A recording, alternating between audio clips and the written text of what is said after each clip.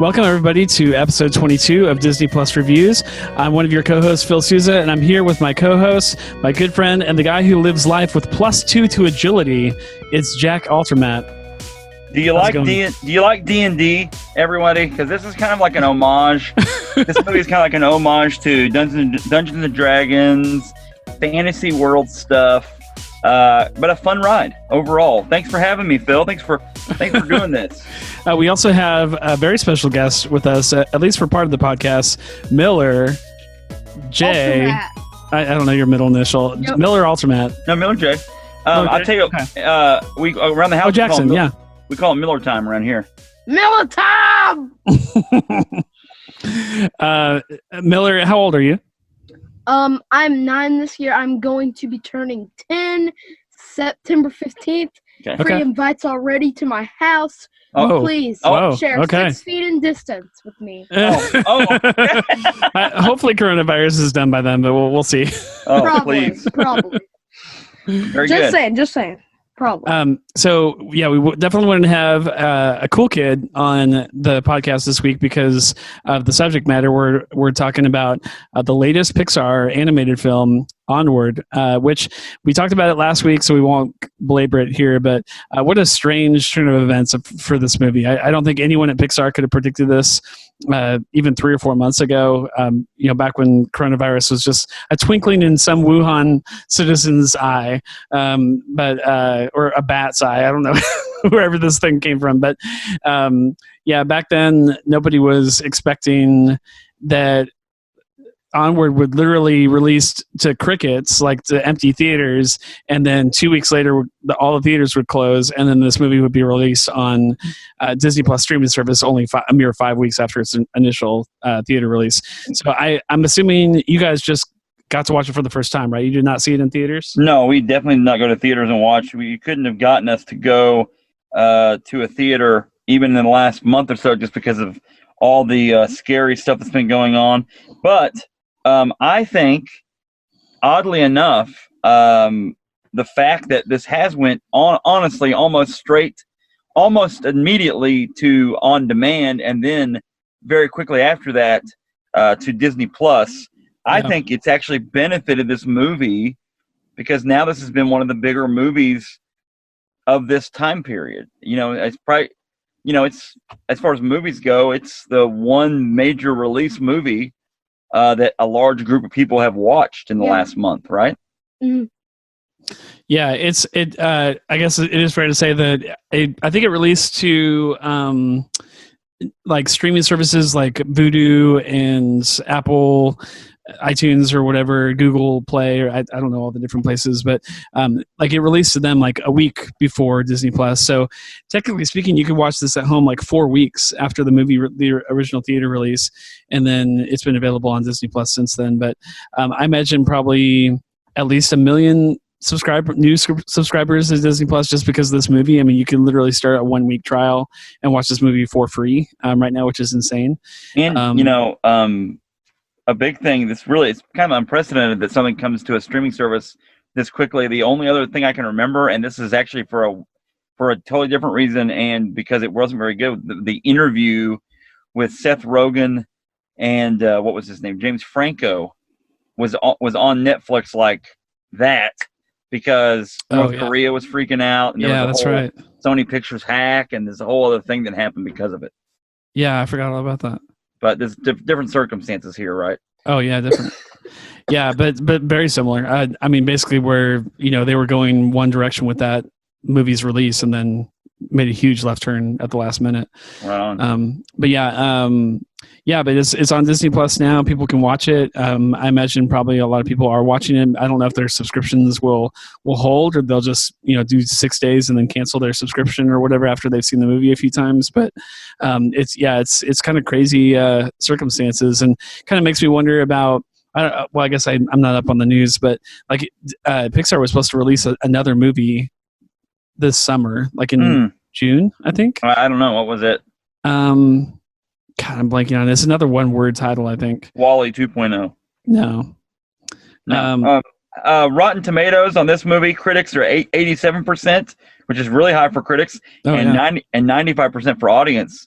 So again, I think that for this movie, this odd, hopefully never happen again circumstance has maybe benefited it.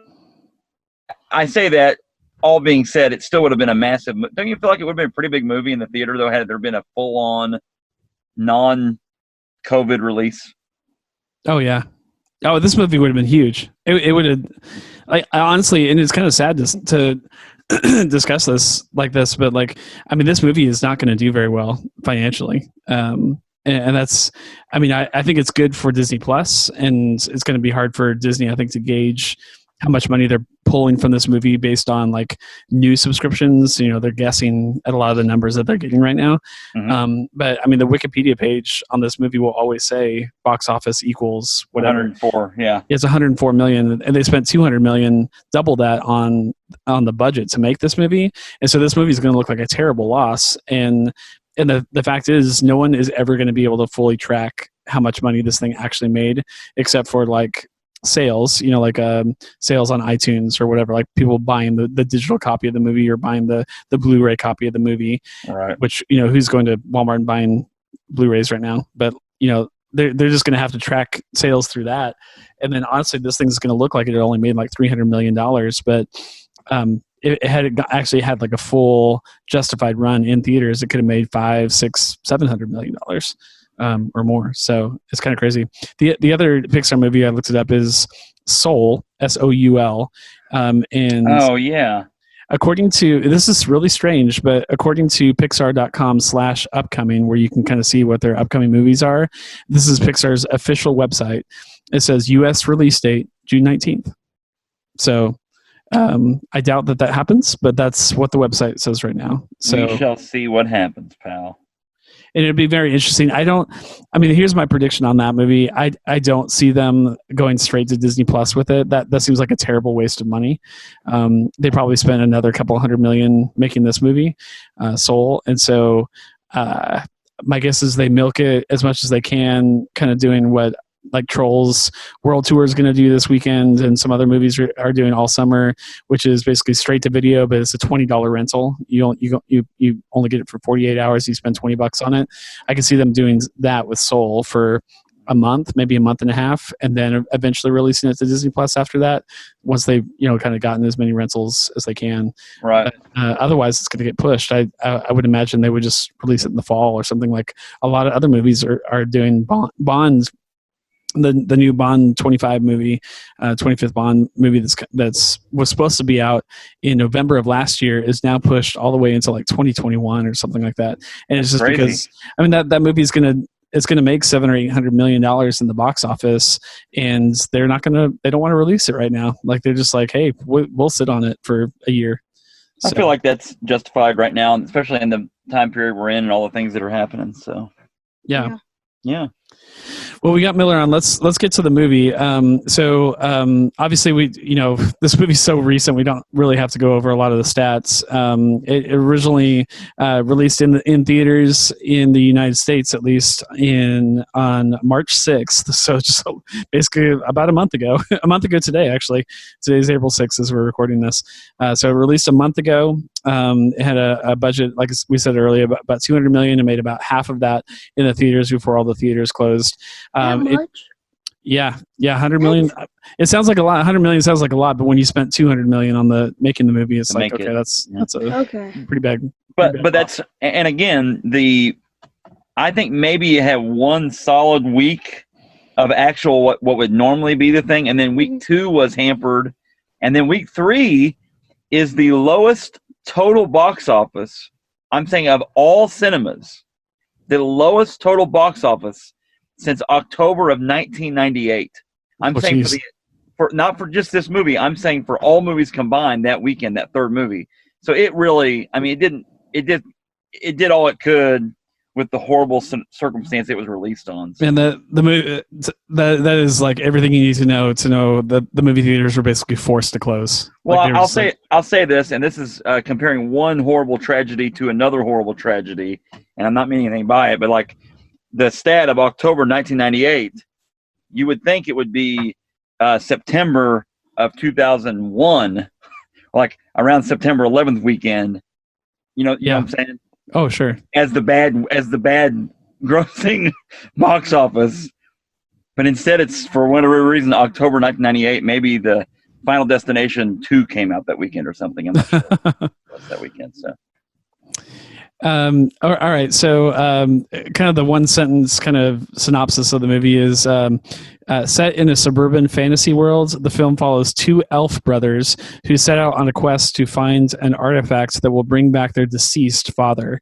How much did you guys know about the movie before watching it? And then, so that's question one. And then question two is, what were kind of your overall thoughts on the movie after watching it? I saw a preview on this movie, and I cannot remember what it was in. It may have been one of the Star Wars films, and it was a long time ago. And I remember watching it and thinking, oh, okay, that's going to be a movie about magic culture stuff, elfin type things. But I remember the most recent trailer for this gave away a large amount of the movie. Like I felt I knew what was going to happen in this movie based on the trailers. This is one of those Aaron Dicer moments where you don't watch any of the trailers ever, and then you're completely surprised by it. Well, I wish that now in retrospect I would have taken on the no trailer challenge. I normally don't do that, but with this movie, and honestly, generally with anything Pixar or Marvel or Star Wars, I avoid trailers as much as I can because I do want to be surprised. For every other movie out there, I watch the trailer and it's fine, but I generally don't want to be spoiled on anything when I go see Marvel or anything else I'm really excited about. So yeah, I think I watched a commercial, like a 30-second commercial or something on this movie. I was like, wow, that looks really cool. I liked the animation style and kind of the setting for it. But I'm telling you, going into this movie, I didn't even know that there was a deceased father. Like I knew zero about like what the actual plot of the movie was. Right. And so I was surprised by a lot of it. Like it actually, it genuinely, shocked me like how serious the movie is. Like it's very, I mean, it's literally about bringing back a dead dad. and we were showing this to our 3-year-old as well as my wife and I, and like there was definitely a few moments in there where we're like, man, is this a little too old for her? But she loved it. She really got into it. I think some of the heavier subject matters were over her head, which was fine. But yeah, it was definitely more serious than I thought. But Miller, I want to get you talking here. What do you think about the movie overall? What were some of your favorite parts? What do you think about the plot? I'll give it a 4.5 stars. Out of 5? Yeah. 4.5 out of 5. Okay, that's great. So 4.5 stars. Mm-hmm. Pretty good. And I really thought the movie was sweet in ways, and then it could just do something that you didn't think was going to happen. I mean, there's all these things that are just crazy. And why did magic fade away? Because people made stuff that were new. They stopped maybe believing in how the magic worked. And then they have the magic card game, which was weird that they actually know that's real, because the person, the manticore. Uh-huh. The manticore. It was the card. The Phoenix Stone was in there. I mean, it's so weird how Disney plans out things. But Disney does make a lot of money for their stuff. They do, but they do a good job of planning out things. Is that what you're saying? Mm-hmm. Yeah, they're pretty organized on how they do things. Their writers are unbelievable. So. Mm-hmm. I just wish it wasn't for one day you got to see your dad, because that was sad, wasn't it, Phil? Yeah. Man, this movie, I mean, okay, we're if we haven't told you or given you the idea already, we're going to spoil this movie. So this is your chance, if you're listening to this on your podcast player, to turn back. Might be too late. Yeah, maybe too late now, but that's okay. But pause the podcast. I'm going to spoil the ending. So like, if you don't want the ending spoiled, definitely hit pause and watch the movie, come back. But yeah, the ending of this movie pulls no punches whatsoever.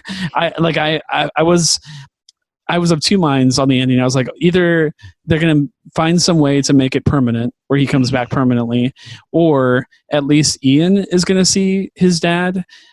just for a few moments, and then that was going to go away. Dude, even Ian doesn't get to see his dad at the end of the movie. I couldn't believe how serious the ending of this movie was. That was so stupid. That was Miller sat there. I kept watching his face, and just I kept thinking and hoping, okay, maybe this trick wasn't real. Maybe his dad gets to stick around. But then I thought, no, mom's already got a new boyfriend, so they're not going to have her pick between the boyfriend and the dad.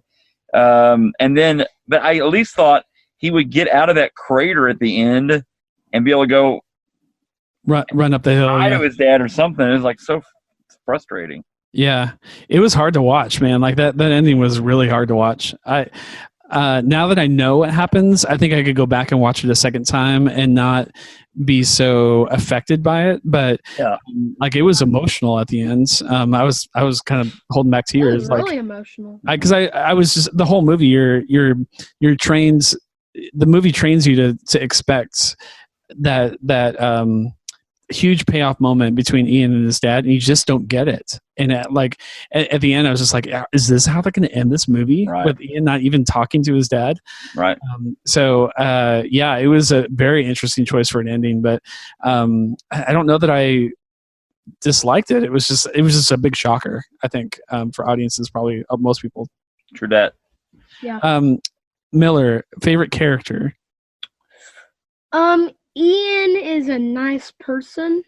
Mm-hmm. I think he's really nice, but then you got all these characters who there's like millions of them, and there's funny ones. Who do you like the most?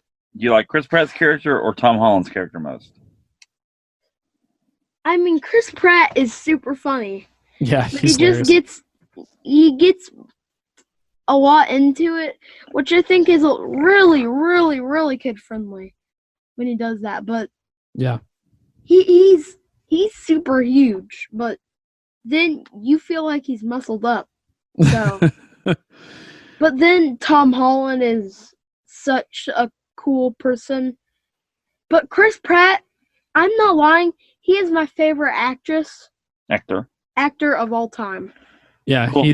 I knew he was your favorite. Yeah, it's got to be Chris Pratt. He's funny. Yeah, he is funny. Yeah.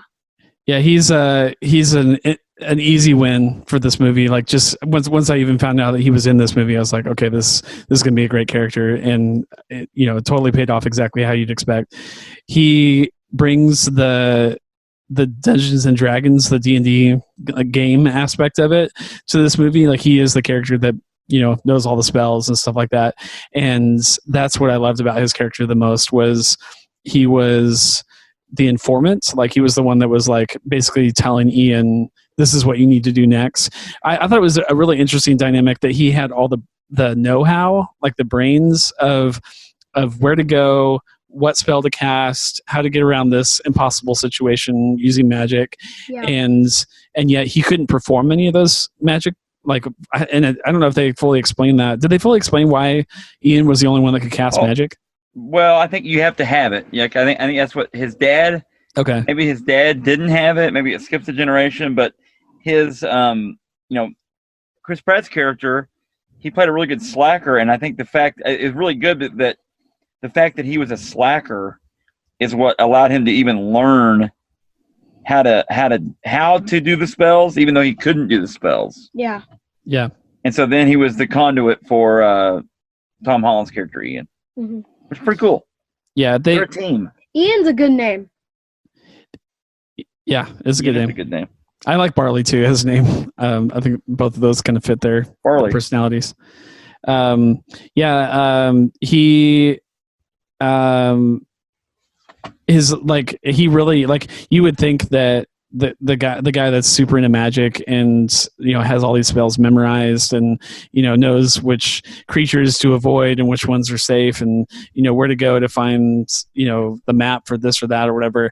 Like you would think that he would also be the one that would be casting all the spells, but I loved the dynamic that he wasn't the one that was doing that. He's basically kind of Sherpaing Ian's character throughout the. Yeah, he had to learn. He had to learn. He had to be able to teach him and pass that knowledge along, which was really cool. So, Miller, what do you think about their relationship? So, like during the movie, we kind of get a insight into like how they are as brothers. They kind of, I think they've always loved each other, but they also seem to kind of live separate lives from each other. And this movie kind of forces them to be together and to work together.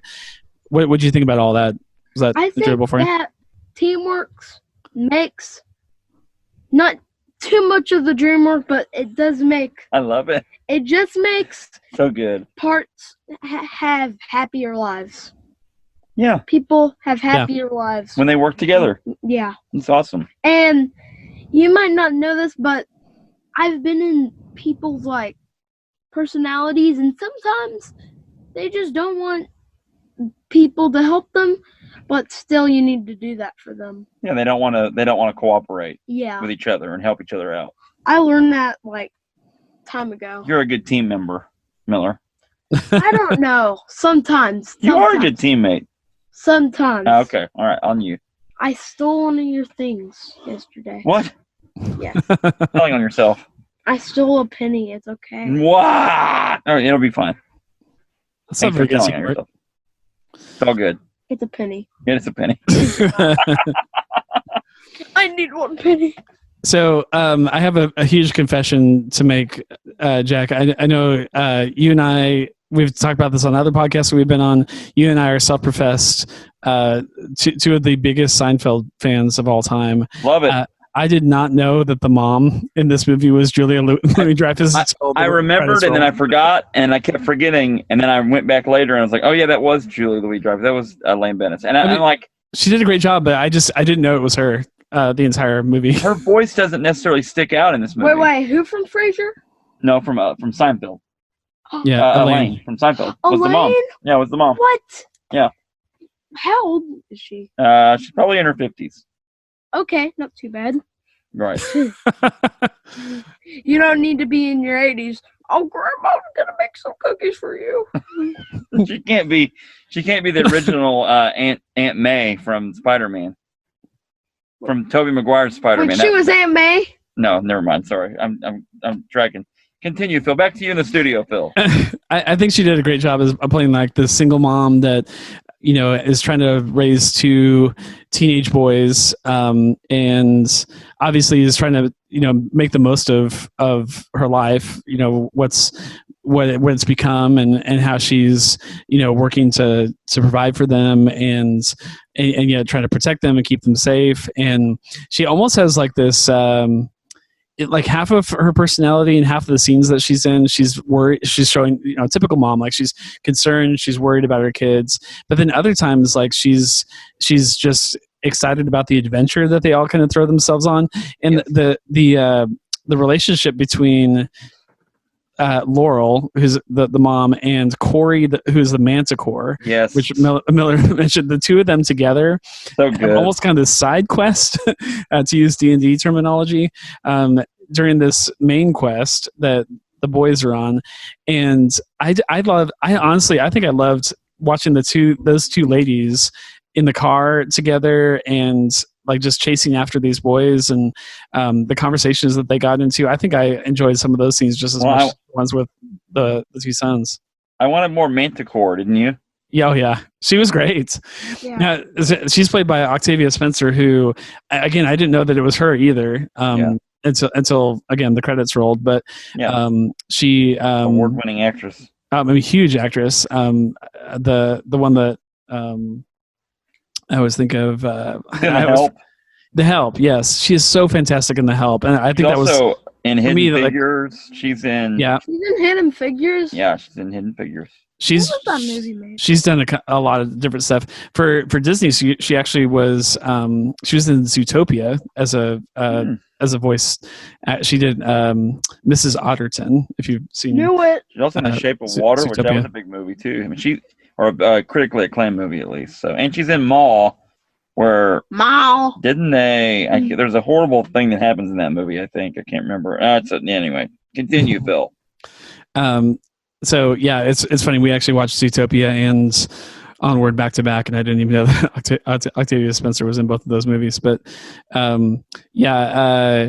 she this is kind of the write-up that I found on Corey the manticore. She's at least 1,000 years old, but that's just middle age for her species. She's part lion, part bat, part scorpion, and she used to be like this warrior person, which I love when like some of that stuff comes out of her. Like she's kind of suppressed it, like kind of kept it down over the years, especially as technology has advanced in this Mushroomton town and stuff like that. New Mushroomton, I think is what it's called.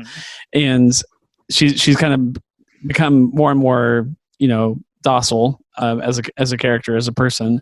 And she had this like critical tavern that was like this way station for travelers as they would embark on their quests and stuff like that.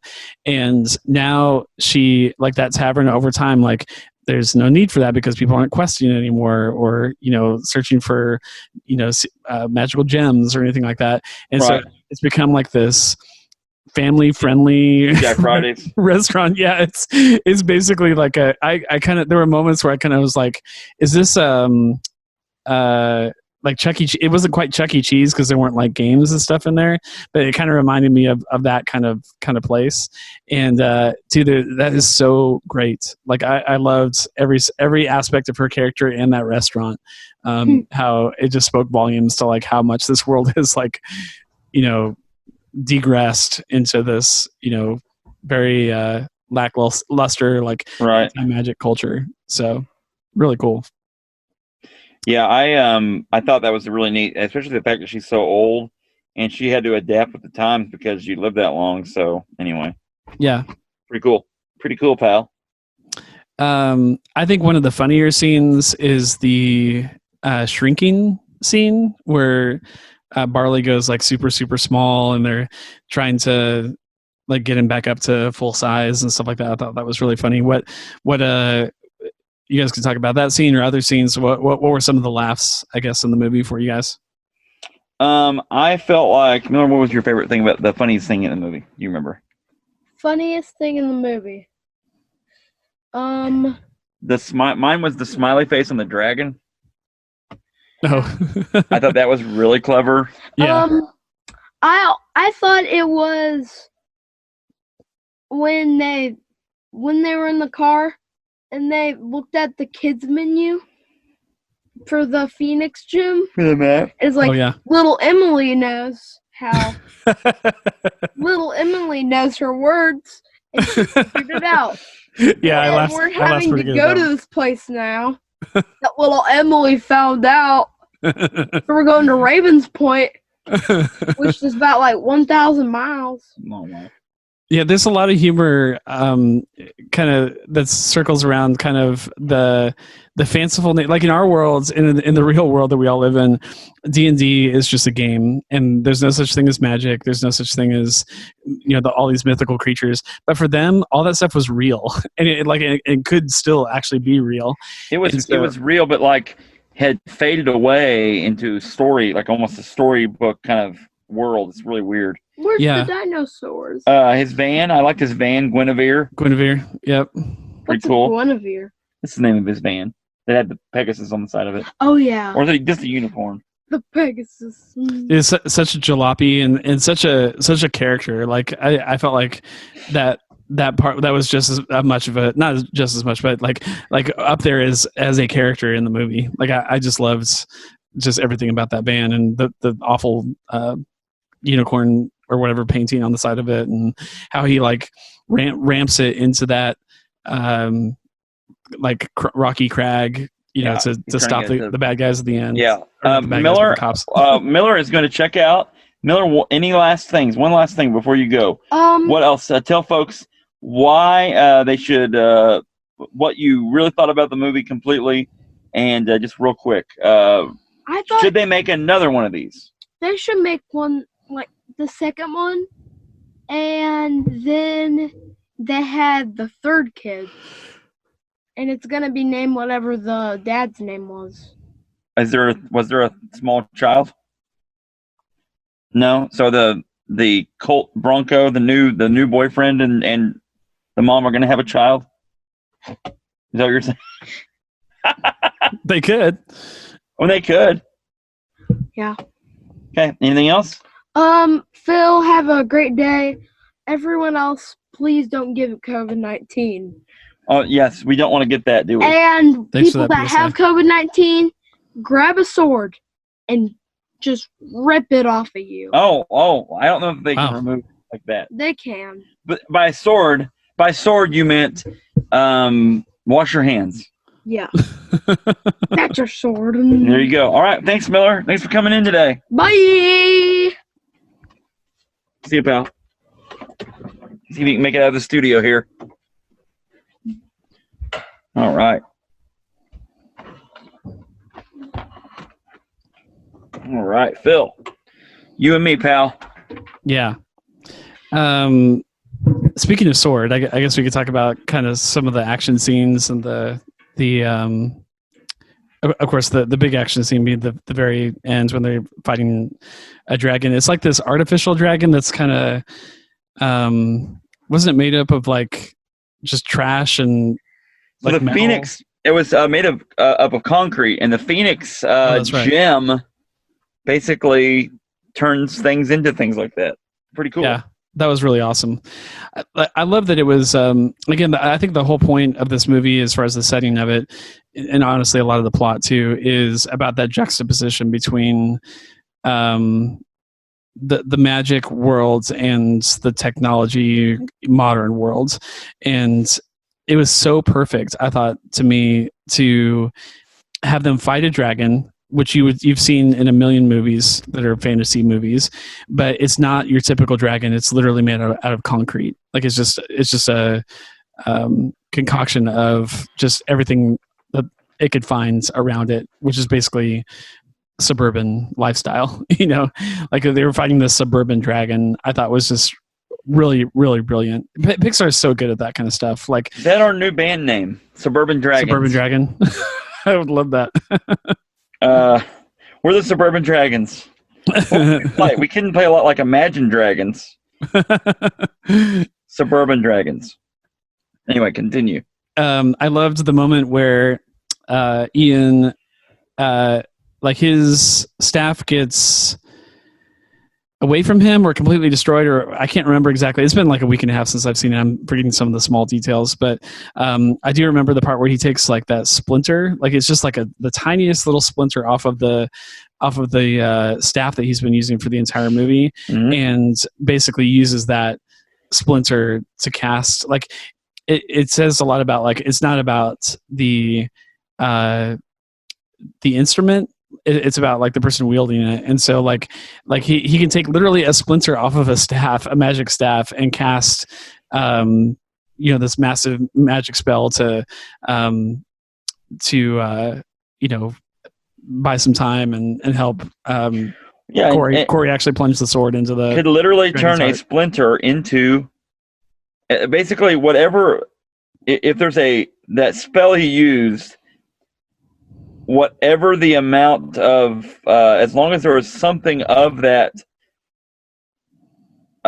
basically what did he say exactly? It was like, if there is anything left of whatever that is, then you can turn it into what it was. So like, you can recreate almost anything out of that we're using that spell. Kind of cool. Yeah. Man, that ending that was like soul crushing. Like I mean, it was.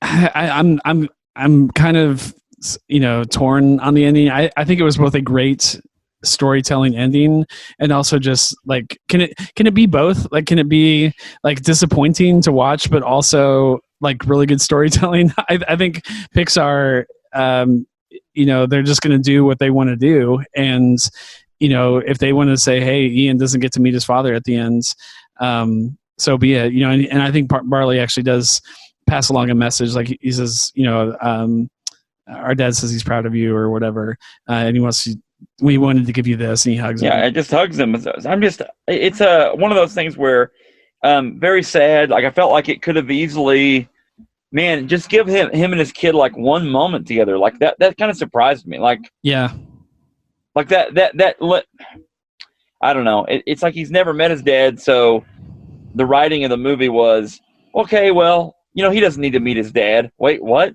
Like, yeah, that's not, no, like, he would want to meet his dad. Like, almost, like all, I don't want to say more than his brother, but like, holy crap, like he needed to meet his dad, but they didn't do it, which is fine. It's a movie. I mean, whatever. But Yeah. like that surprised me. Like I'm surprised that he didn't just hop out. And then when he comes out of the crater at the end of the movie, he literally just reaches his hand up, and his brother reaches down and pulls him out. Like, dude, Right. you can do magic. Like you could have. Yeah. I feel like there's a levitation spell or something you could have done, or just jumped up on a couple rocks and climbed out and ran to your dad. Like it was just weird. And it's a movie for movie's sake, and that's how they wanted to tie it up. But like literally, like, you know, an hour of movie time right before this, he was literally walking across nothing. Like he was like he spans that canyon or whatever that they had to cross. Yes. Like the bridge wouldn't come down. Like, so he can do that, but then he can't get out of like a little you know, concrete cave basically. and then when they get to the juxtaposition where they can't go on with their quest, like all hope is lost moment that are in almost every movie, he takes his torsoless father, the legs, and he goes, well, you can go try to do that.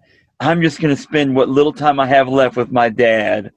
And him and his dad sit and look out over the bay, and it's like, okay, well, so I guess in the movie you're meant to believe that was his moment with his father. Oh, really yeah. weird. Yeah. I didn't think But about even that. then, like, it's still not. Anyway, whatever.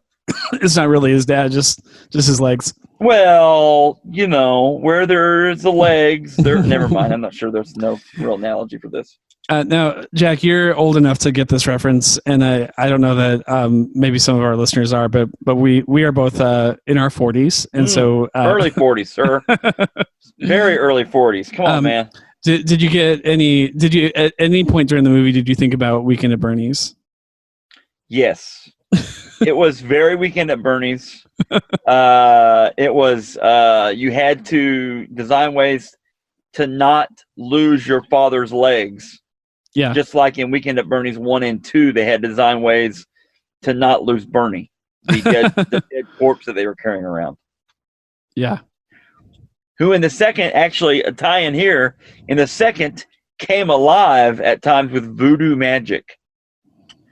So really, this movie is just Weekend with Bernie's 2.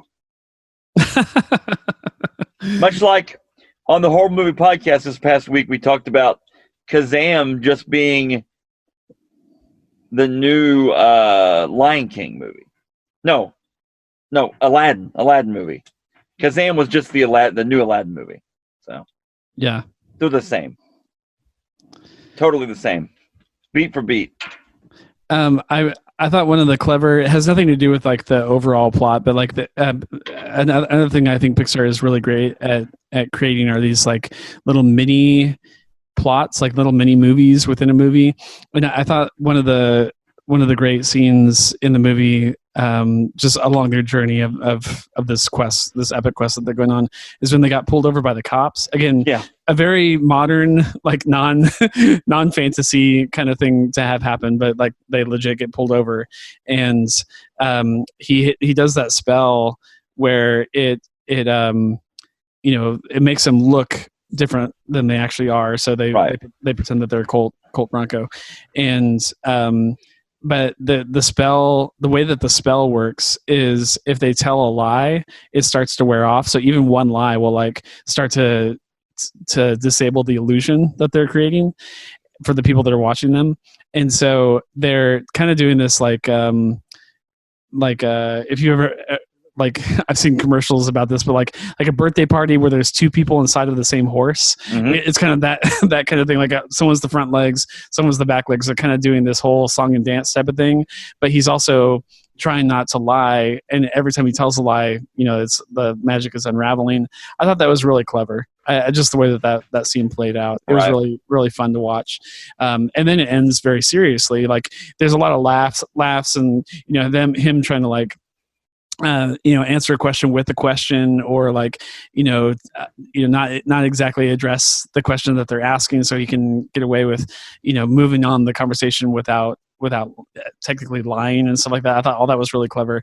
But then it ends really seriously at the ends where they're like, they're asking him about his brother, about Barley, and Barley's right there, and Ian has to respond and say like, oh yeah, he is kind of I forget what the word he is, but he's like not a loser, but basically calling him a loser, and like really weird, like a slacker. And obviously that's the truth, because when he says that, the magic doesn't, disrupt at all. Right. When he says that his brother's kind of a deadbeat. So that's what it is.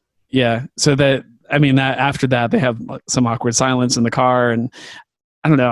I thought there was so much like scenes in this movie of just silence between them that spoke volumes, and how they are coming to grips with themselves. I know you can say that about a lot of movies, so I'm maybe speaking some cliche here, but there were moments where they were literally learning about themselves just as much as they were about the magic or the quest or the gem or their dad. Like they were, coming to terms with who they were as people as well. So I thought all that was brilliant. Right. Agreed. So, and it was well done. It was well done movie. It's a good movie. And it's different. Like I know I'm speaking in cliche, and like, oh, the real quest was, learning about themselves. Yeah, pal. And like 1,000 movies have done that before this, but not in this setting. And I think that's how this movie can get away with some of that stuff, is like, because of how fascinating this magic meets modern setting is, I think it gets away, and the fact that it's animated and the fact that it's brilliantly voice acted. I mean, all the different pieces, right? I think it gets away with some themes or some reveals or whatever that a lot of people consider cliche, just because of how fantastic the animation, the storytelling, right, the acting, all that stuff is done. So, yeah, I overall, I mean, it's a good movie, and honestly, like, for the circumstances that it's been released in, I mean, it couldn't have done a better job. And honestly, like, other movies' fates, like, think about this, the other movies' fates that are in the theater, that were in the theaters at the time, I mean, I'm sure some of those are on video on demand, but they're not Disney properties, so they don't have another good alternate way to get in front of people to make some of the money back, at least, or maybe to drive, maybe if nothing else, just to drive subscribers to Disney Plus. So yeah. Any other scenes that we haven't discussed that you wanted to bring up? No, I play video game wise. I play Skyrim a lot. You and I've talked about that a lot. And this reminded me a lot of Skyrim. Like, there's just a lot of things that are very Skyrim-esque to the thing. Yeah. So I kind of appreciated that aspect of it. And I've always enjoyed fantasy stuff anyway. So I thought it was ripe for the picking. And I felt like it was a good idea to do this movie. It just, like, again, like, this one and Soul will go down as the two movies that the COVID messed with as far as Pixar went. And I don't know how many years has Pixar released two movies? I don't know that it's ever happened. Have they released two? Well, I can't remember a year. I don't.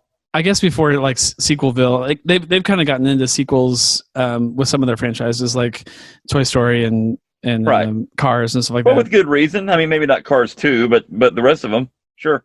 Yeah, but I don't know. Maybe it happened like 10 years ago or whatever. But I think it's been a very long time since Pixar has released two brand new IP in the same year. And so, yeah, it's kind of a big year for them. And I agree with Miller. I think both you guys are kind of talking about it, but I would love to see a sequel to this. I don't know how you do it because they've kind of explored kind of the main aspect of this world, and they almost have to go a completely different direction, almost kind of like Finding Dory did. But I read a thing online that they were going to try to do a prequel. Oh, a prequel. That'd be cool with Wilden, I guess. I mean, their dad. Assuming, or maybe the Manticore or that sort of thing. I mean, you've got that character, so you could do that. Anyway, I felt like that's probably. Yeah, I think that's a good idea. Now they're going to want to wait a couple of years. Yeah. Yeah, I mean, all filming is halted right now, right? For all movies, right? I guess. I mean, I don't know. Like, if your movie is entirely CGI, I mean, people can work from home and get on their computers and animate. So I don't know. I don't know how. Like, I follow a lot of video game podcasts and just kind of video game news in general. And from what I've heard is development studios that make video games are pretty much maybe not working at 100% right now, but they're at like 80% or higher, maybe. Like everyone's just working from home and, maybe remoting into a PC at work via, an internet connection or whatever. But like a lot of people, if you work on a computer for a living, you can do that from home. And I think a lot of people just took their computers home with them and just kept working. So not a big stretch. Yeah. Now if you're going onto a set, like to shoot a scene with other actors and, director and producer and key grip and all the people and stuff like that, that's a different thing. Right. So yeah, it will be interesting to see if there's like I don't think there's going to be a gap in movie releases ever, especially since we took like 3 or 4 months off of the theaters and so many movies got postponed for their releases. But it will be interesting to see if there's kind of a gap in creativity or, like a year from now, what do movies look like? How are they different than they would have had there been no coronavirus? Can be interesting to see. But, right. I think one of the last things I have to say about like the plot and what happens in the movie, I'm kind of looking over some of my notes. I think we've covered kind of the biggest things I wanted to talk about, but I kind of love that they end up finding the gem exactly where they started, like literally in town. Marley was doing that like kind of political statement or whatever at, don't tear down this fountain or whatever at the beginning of the movie. And then the gem is literally in the fountain at the end of the movie. And they literally like just did a circle. They get on that river, that underground river, and then they pop up, but they climb ascend up to the surface after going down that huge long river. And it's just a manhole cover. And they're like right back in town in New Mushroomton. I just thought that was really great. So, I don't know. There's just some really clever storytelling and some surprises. I think especially if you didn't watch the trailer or whatever, I think there's places that this movie goes that you would have never called from, the first 10 minutes of it. So It was cool. Yeah, it was well put together. The you're right about Julia Louis-Dreyfus and her character. Like her character was fine and her acting was great, but she as her disappeared into that character, and so you didn't think about it. Yeah, and that's good. That's what actors and actresses do, right? So it's good. Yeah, we didn't even talk about like the sprites. Yeah, they were like these like comedy relief. Yeah, they were really funny. Like they used to be able to fly, but they like basically kind of over time have just like de-evolved, if that's a word, like into. They didn't use that. They didn't use their wings, so they've they just have. They don't know how to use them anymore. And then luckily, they're bikers now. Doesn't Ian help them? Yeah. Yeah, like I think I can't remember exactly how it is, but they're put in a situation where they're forced to fly, basically, and so they kind of learn, like instinct kicks in or whatever, and they're able to pull it off. But I love they were able to do a lot of like just opposite, kind of turn it on its head type of things, and I think one of the big ones in this movie is like the smallest creatures that you ever see in this world are these like biker gang characters. Yeah. I thought that a little chip on the shoulder. Yeah, small man syndrome. Really funny. To be fair, I think Zootopia has done a lot of that kind of stuff too. As far as like what you expect to see is the opposite of what you actually see because of the freedom that they have in the world that they're building. But yeah, it's pretty impressive. Yeah, really good. Unbelievable and awesome. Cool. Well, I mean, obviously, if you've listened to all this, either you didn't care about spoilers or you've already seen the movie and you either agree or disagree with us. If you have some different opinions on the movie, maybe you didn't like the movie very much, let us know. disneyplusreviews at hotmail.com. We'd love to get your thoughts on it and see what you thought about the movie. And I promise you, if you write into the show or send us an audio file through an email to that email address, we'll play you on the show. We'll read your comments on the show next week. We'll maybe start out the show with just kind of some response to this episode and see what people really thought about the movie. So even if you agree with us, even if you want to just add to the conversation, we'd love to play you as well. So what else have you been watching on Disney Plus? Jack, have you had time to get into anything else recently? Obviously, you and I both watched Kazam on Disney Plus for the horror movie podcast, which that episode's live. If you want to go over there, folks, and listen to more Phil and I talk about a really epically horrible movie that is Kazam. I continue to watch the animated stuff that's on Disney Plus. I would also challenge you all to try what I've been calling the Do Not Vomit Challenge and attempt to watch some of the old Marvel animated stuff. Iron Man, the old Fantastic Four from the early to mid 90s. I dare you not to vomit watching how poor it is and how crappily it's done. And the animation's bad, and the stories are bad, and the voice acting is bad. But it's still Marvel, so it's kind of funny to watch on this very premium, cutting edge, great streaming service, and it's like junk. Like it's just like junk. Like Black Hole was junk. This is also junk. So yeah. I may have blacked out there for a second. If Jack already said this, I apologize. But the Horrible Movie Podcast has had a search for that episode. We're not gonna. I thought about posting it on Disney Plus Reviews, but I mean, people can find it and listen to it if they want to. So absolutely, your podcast player of choice, just type in the Horrible Movie Podcast and just download the latest episode for. Yeah. For that podcast. It's a podcast that we've been doing for many, many years, and kind of been taking a little bit of a break from it, but still posting new episodes every so often. So jump in there. We did a full episode on Kazam, about almost as lengthy as any of the episodes we do for Disney Plus Reviews. Sure. You're guaranteed to laugh during that episode. I think we have a lot of good humor about the movie. Dude, if you watch the movie, you'll laugh because it is bad. It's so bad. Phil's epic Shaq quotes are phenomenal. Dude, the rhyme rapping in that movie is some of the worst I've ever heard. Well, it's not even really rapping. Like Shaq's not really even rapping. He's just like talking in rhymes. And which maybe some would say, nay, that is rapping. And I would say, nay, what he is doing is not rapping. It's more open mic night poetry slam. It's an Icy Hot Patch commercial.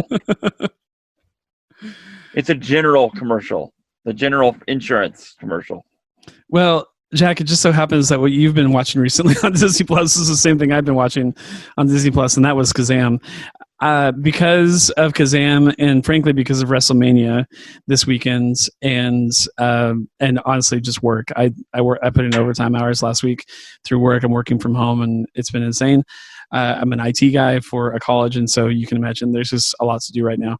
But I think it's finally slowing down this week, so I should have more time to watch Disney Plus. But that is literally all I watched on Disney Plus this past week. Besides Zootopia, was Kazam, and boy, I will never go back and watch that movie ever again. No one should. No one should, unless you're going to listen to our podcast. So, I think I have.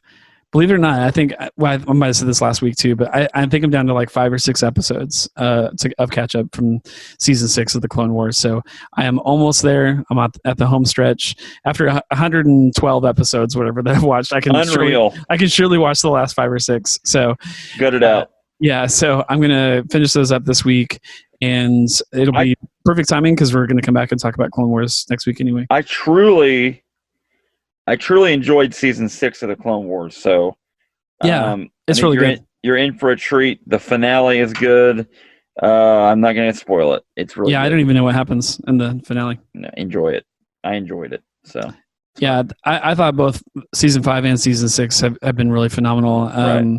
I've decided I think one of my favorite side characters in all of the Clone Wars, like someone that's not even close to a main character. I mean, she appears in like maybe 7 total episodes in all 7 seasons of the show, is Satine, who's like the I almost said Empress, but that's not her title. I can't remember what they call her. She is basically kind of the reigning prime minister, I guess, of Mandalore. I can't remember the exact. Duchess. The Duchess Satine is what they call her. Right. There was a moment too that, like, when people were doing their fan theories on who was Rey, whose parents are Rey's parents. Oh. And before we saw the new Star Wars, there were people that were speculating. They thought one of the theories might be that she Obi-Wan. was in fact Obi-Wan's grandchild. Maybe Satine, a Satine grandchild.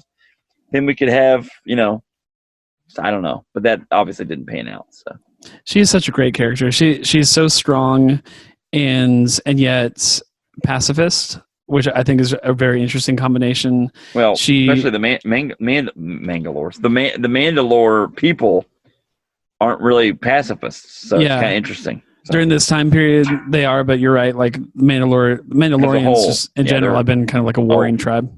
Yeah, they're like the bad dudes. So, but yeah, I love her character, and I love how unwavering she is. Like, she is very steady, very solid. Like, will not compromise any of her beliefs for any reason. And of course, her love for Obi-Wan is really sweet to watch. And Obi-Wan, like, clearly, like, is willing. He's not willing to go as far as Anakin, which is like, I'm going to forsake the Jedi Order and everything for the woman that I love.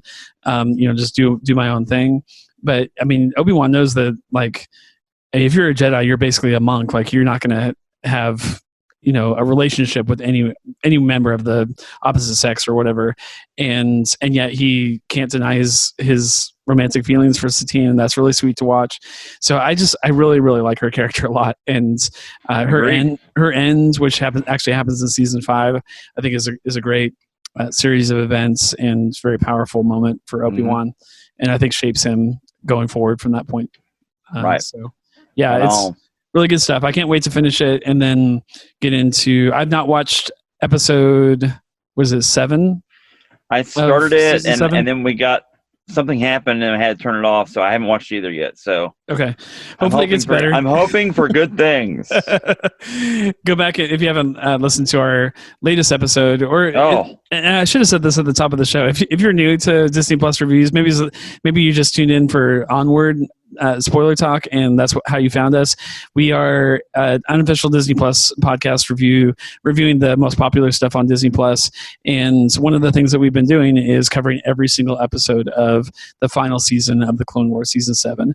And so you'll find them in batches of 2. So if you look through our history of episodes, we did episodes 1 and 2 of season 7 as a single episode on the podcast, then 3 and 4 is another episode, then 5 and 6 is another episode.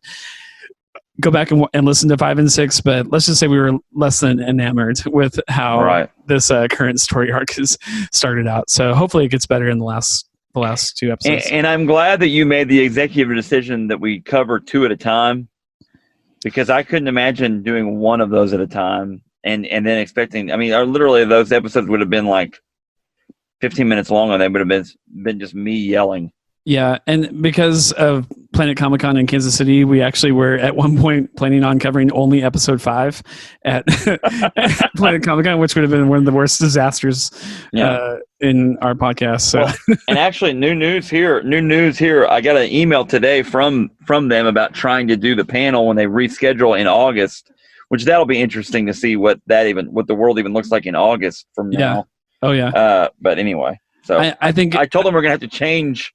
I go, the panel's going to have to change because it was a whole different thing. So I'm really hoping by August we've got Winter Soldier, Falcon and Winter Soldier to talk about. That would be great. It's supposed to launch about that same time in August. Yes. And so hopefully we've got at least episode 1 to talk about, but that would be really fun.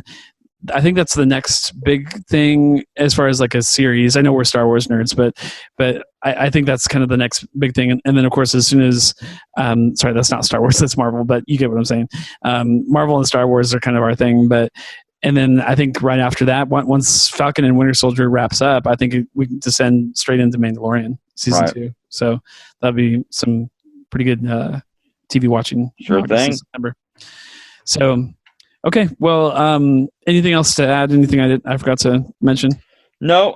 Looking forward to talking about Clone Wars. I mean, good, bad, or ugly, whatever it is. Looking forward to it. So yeah, but I'm still coming off of and this is not Disney related, but I'm still coming off of a 2-day binge of wrestling from WrestleMania because we're you and I both. So yeah, this is one of the best WrestleManias in my opinion. It was a weird one, but it was the fun. Content was so good storytelling and what a good effort. Well, I give them credit for the effort alone. Like we got so many hours of it too. Like if you include the pre-shows, there was essentially like 8 hours of WrestleMania this weekend. So it was pretty cool to watch. But that's a topic for a different podcast, I guess. So. Well, thanks for joining us this week. I hope you enjoyed our conversation about Onward. We will be back next week to discuss the hopefully better conclusion to the 4-episode story arc that we're in with Ahsoka Tano. I love Ahsoka. I hope it gets a lot better. I'll be even more excited to see her in the final 4-episode story arc that they're doing in season 7. But I'm just hoping that episodes 7 and 8 turn out just even good. I think I would just be happy with just good episodes, not even great episodes, right. as far as how this story arc is going. But we'll see how it ends. So we'll catch you next week. Probably post on Sunday night or Monday next week for those episodes, and make sure you're up on Clone Wars so that you can jump in and join in the conversation with us. We'll see you then. All right. See you.